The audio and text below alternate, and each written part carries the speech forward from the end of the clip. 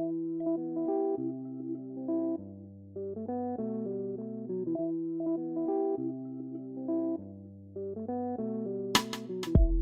everyone, and welcome back to another episode of the Rumcast. This is the bite-sized version of the Rumcast, you might say, which we do every so often, where we do a semi-blind review, or in this case, Will, a totally blind, a wholly blind review. Total eclipse of the Rumcast. And that is because thanks very much to listener Ben, who graciously provided us with these mystery samples. This is mystery sample number 2 of 2 that he provided for us. And Will, as we mentioned, I think if anybody listened to the last one where we did the one with the Scooby-Doo on it, this one, you know who that is, Will, I'm assuming? I do. The character name is escaping me, but I know it's Daniel Craig in Knives Out, or maybe the sequel, Glass Onion. Yep, Glass Onion, yep. Benoit Blanc. It's Detective Benoit Blanc. That's Blanc. it. I could just hear the ridiculous, accents? foghorn Yeah. leghorn accent. Yep. Yeah, That's right. Although, I will tell you, I really enjoyed Knives Out. I thought it was a really well-done movie. Glass Onion, maybe a little less so. I don't know so about you. I actually have, I feel like it's an unpopular opinion, which is I heard so many great things about Knives Out. Like everybody universally loved it, and I watched it after a couple of months of hearing all the praise for it, and it was just fine, whatever. I didn't really enjoy it that much, and I know again it's an unpopular opinion. Yeah, your movie taste is suspect, man. I don't think so. I just didn't. The whole Daniel Craig thing, it just didn't resonate with me. I don't know. You know, we won't spend too long on this, but if you watch mystery movies, I mean, there's not many mystery movies that have come out in recent decades that have reached the heights of Knives Out.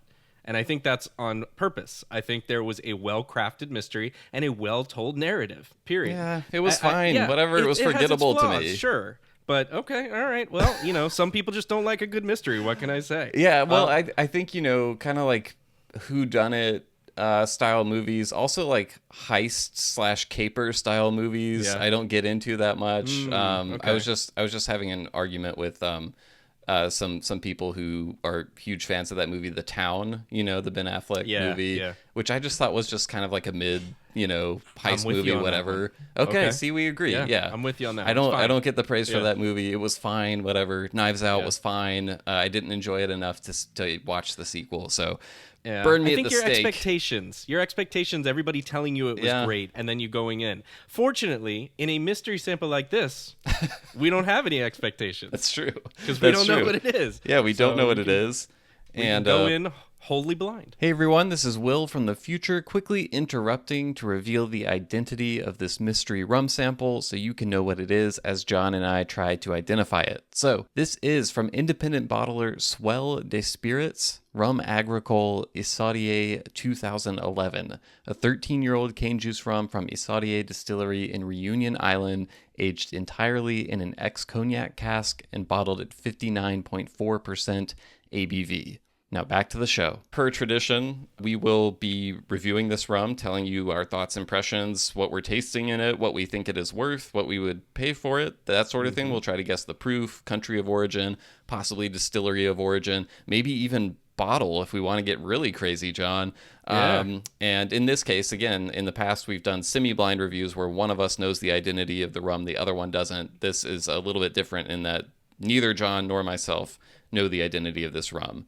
All we know is the color in the glass, which is a fairly dark color in here. It's dark, but there's a specific kind of, not specific, but a reddish A tone. reddish hue. Yeah, hue. There's a reddish hue to And it. what does that suggest usually? I mean, it could suggest some type of fortified wine cask maybe or something like that. That's what I was thinking. Right. So even in a blind review, I think it's worth mentioning that if you look at the color, it can sometimes provide expectations before nosing and tasting it. And that's what happened to me. When I was looking at it, I was like, man, that looks like a reddish hue. And I feel like this might be a cask finish, even before I'd gotten to anything else. Yeah. So, and then you start searching for it in the nose. Exactly. Which I'll start with nose real quick with it. Go for it. Which was kind of interesting to me because although I was thinking that, I couldn't find the what I would consider to be like the classic sherry or a port cask finish. Instead, I'm getting something along the lines of cinnamon apple strudel. Oh, yeah. Or Calvados, like apple. Right. And there's a little bit of something that I would call a very specific thing, Entenmann's crumb donuts. Oh, Are yeah, you familiar okay. with those? Yeah, I'm the familiar little with crumbs those. on top. There's like that the in the crumb powdered sugar. the crumb coffee cake or the donuts? It's like a crumb coffee cake, but in this case, no In a coffee. donut So it's the form, donut. okay. Yeah. And I'm getting something that reminds me of that. Also, it does remind me a little bit of cachaça somehow. I think that's the cinnamon note in there. Yeah, You know, because yeah. some of the Amburana aged cachaças. Right. Maybe right. it's an Amburana cask, John. Cinnamon applesauce. How about Yeah. that? I co-sign all that. I do get like some kind of like berry characteristics from it as well. You know, like fresh, ripe raspberry type kind of thing. But that apple cinnamon note is pretty strong. Yeah, sort of like the filling of an apple pie, like you were saying. And I will just say that right off the bat, when I nose those things, there's also like a roundness to it and a slight, like a slight rubber quality. It's a nose that to me is highly suggestive of an aged cane juice rum. Correct. Is what I'll say about it. I'm I don't know if right you agree there with with that you. or not. Okay. 100%. I'm exactly right there. In fact, I just took a quick sip, and I'll let you lead with the palate, but aged cane juice rum is really where my mind is going. Yeah, and there's a little bit of that fresh cane quality to me on the nose, just a little bit of it, because the aged characteristics are leading it for sure, but there's a little bit of that green. Yeah. It's in the cane. background. Yeah. Yeah. So it's not hidden, it's not masked by the age too much. And I also think with that in mind, where my mind's, because just if you're going off color, you might think, wow, this is pretty dark, it's probably pretty long aged. But you know, a lot of cane juice producers, particularly in Martinique and the French Caribbean, you know, they'll do aging in some of those like virgin French oak casks or even new American oak casks sometimes. And those stuff can get dark pretty fast in those casks. So I'm not immediately jumping to like, oh, this is a, 15-year-old rum or anything like that. But I'm going to go ahead and taste it. So feel free to give your initial impressions. So first thing I would say is it's got a lot of flavor there. This doesn't feel like something in the 40s. It's definitely a higher strength, probably Higher strength in intensity of flavor, but to me, not in terms of like burn or anything like that. For sure. I agree with that also. So what I put here is I've got like kind of, it's a lot of flavor and baking spices that come through light, not as much as I would expect given the nose. There's a sweetness there that rounds the vegetalness, which you sometimes don't get in these aged cane juice rums, that I think really balances this one quite well. So to your point of the nose being round, I think the palate is also well-rounded. It's honestly, I like this a good bit more than many cane juice aged rums that I've had. It's really tasty. It gives me an apple cider vibe. Yep. Like more cidery on the palate than like the nose was more like apple pie, and this to me is more like apple cider. It's a little bit more of the it's a little bit more like fresh apple tartness, you know. Agreed. But the apple note is clear. Yeah, but still a lot of those like musty aged characteristics as well, and almost like a kind of a chocolatey note as well. Now that you say that, I can kind of see it. But it leaves me in a weird place because going back through color, nose, and now palate, I've got two kind of tracks that I'm going down. One is, as you mentioned, a very long-aged cane juice rum that is, possibly 20 plus years. Or two is something that may not be that long aged, but is aged with or finished in something different. Right. And I don't think it's sherry or port. I think it's something different. I don't know if it's, some sort of other sweet wine cask, a Calvados and Amburana. I don't know. Like you said, something French oak, but had something else in it prior, but that it's giving it something different. And it's not as long aged. Yeah, it could be both, but I doubt it. Right? Yeah, I agree in that. I'm not getting sherry. I'm not getting port from it. Right. but it does feel like there could be some sort of secondary aging. And a lot of times with you get some of these aged cane juice rums that have a variety of cooperage going into them, where some percent might be French oak, some might be ex-bourbon, some might be new American oak, some might be, like you were saying, Calvados or Cognac or something like that. Yeah, yeah.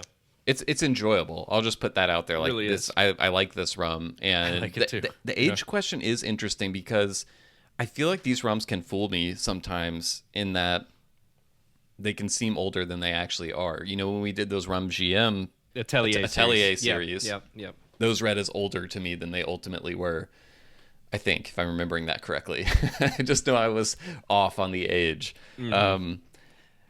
Initially I wasn't getting the kind of like super long evolving finish that I would associate with something that's like 20 years old.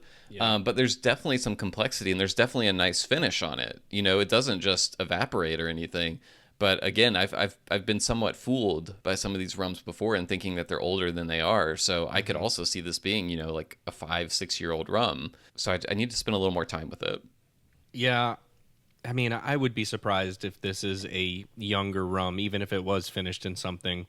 But it's not impossible. I kind of feel like maybe if that's the case and it's got a secondary maturation on it, that it is, the 9 to 12-ish year type of thing with a secondary maturation on top of that, which would be interesting because, as we've talked about before, we kind of feel like that's the dead zone for aged cane juice rums. It right? can be, yeah. Right. I don't want to say that, categorically, obviously, but we've talked about we really enjoy, at least the both of us agree, that we really enjoy the lesser aged cane juice rums and then the very long aged, but that there seems to be this dearth in the middle where it doesn't really line up. But maybe if somebody's kind of solved the equation here by putting a secondary finish on it for that age range, then that could work itself out in a positive way. This is really good. Yeah, it's really tasty. I am as confident as I can be that this is an aged cane juice rum. Yep. I would be floored if it weren't. If I would anything just else. be like, my mind would be blown if this were not an aged cane juice rum.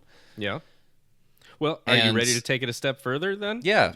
Okay. I'm getting Martinique vibes from this. I think this is a Martinique Rhum Agricole. Yep. And I think it's from one of the big three. I feel like to American consumers are the big three because I think they're the most prevalent ones available, which is Clement, GM, and Nissan.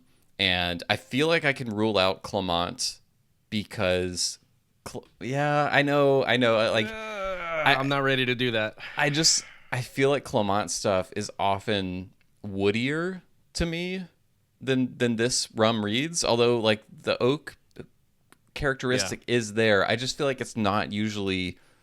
It doesn't come through like this balanced in terms of oak and cane and everything. Like I'm always a little bit with Clement rums, not always, most of the time. I'm a little bit like, I wish this was a little less cask driven in flavor.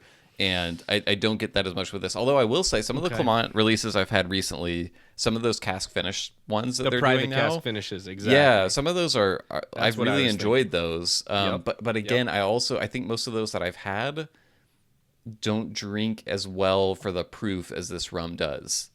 They drink a little hotter than this. So I'm circling around Rum GM is really what feels like the most likely suspect to me. If I have to pick a Martinique distillery. I'm really struggling with it because I do have GM in mind also. But it wouldn't terribly surprise me if it was one of the Clement private cask finishes. If it is the GM, then maybe it's something more like the GM Millissim or that series, that 2001 or 2003, which would put it at 20 plus years. So that kind of fits. I think those might be more like 15 or so. Is it? Yeah, if I'm remembering correctly. There could be some 20 years out there though. Okay. But I was kind of thinking toward those as well, but I still I don't fully know if it's that old, but it could be. And it's very enjoyable.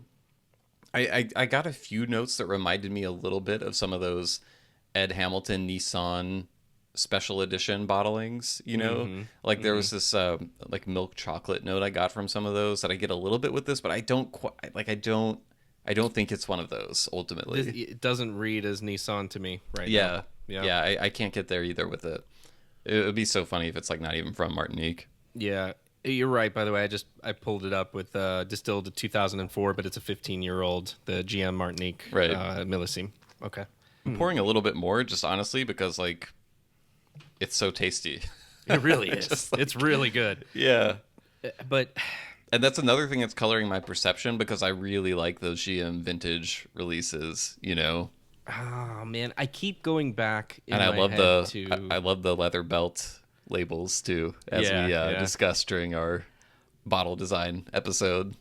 But those rums, now the problem is when I tried those rums, it was at a rum festival and my palate was probably destroyed by that time. I knew it was good, but I couldn't pick out things. So maybe I'm misremembering based on that. But I feel like that doesn't. I'm gravitating more to a cask finish. I could see it. And I know those aren't. Yeah. I could see it. I think ultimately, what do you think for proof? Because I feel like the ceiling for this is like 50% ABV. No, you think? Really? That's just my impression of it. Yeah. I want to go higher, but if it's above that, it drinks incredibly well for the proof, in my opinion. I think it is higher than that. Interesting. I don't think it's incredibly higher than that, but I'm getting closer to, the 52, 54, 55, 56. Okay. In around there. I guess I could see it. But it does drink well for that if it is. Yeah. I agree. I'm going to say low 50%, somewhere around there. And I think I'm going to lock in a Rum GM product. But at the very least, I think it's a Martinique Rhum Agricole. So I'm with you on Martinique Rhum Agricole. I think for the sake of broadening our guests here, I'll go with the Clement. I don't disagree with what you said earlier necessarily, but I'm going to go with a Clement private cask finish of some kind. Something somehow is in there. Do we want to lock in a guess on age? Shit. Yeah. This is where it gets so hard. Yeah. Because, like, then you start thinking about what bottles this could be, right? Right. And so it's almost like I'm locking myself into saying this is 15 years, even though I do feel like this could be, like, honestly, this could be anywhere from 8 to 15 years, and I wouldn't be surprised, just because I've had aged Martinique rums that have so much depth of character at lower numbers, you know? And it's sort of, like you said, you start to railroad yourself into it, and I feel like I'm doing that because as I'm kind of going through and remembering, I know they had some weird stuff, like a grappa cask finish. Yep. And so, that maybe that's it. But, oh man. But I know the age wasn't quite, old enough for that. I think I'm going to go, like, if I'm taking what I think this is out of the equation and just like, what is this drink like to me? I would say it's like an 8 or 9-year-old rum is kind of how I feel about it. I'm in that range too. If it's finished, it's likely less than that just from experience.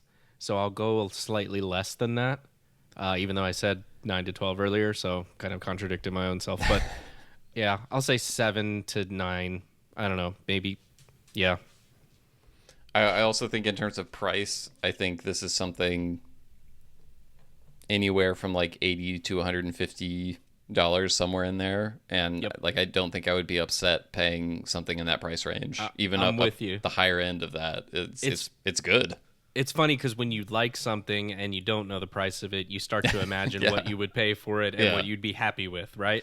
And so that's exactly where my brain goes. If I could get this bottle for $80 to even $130, $140, I'd be pretty happy with that. And I might consider paying more for it just because I'm enjoying it so much.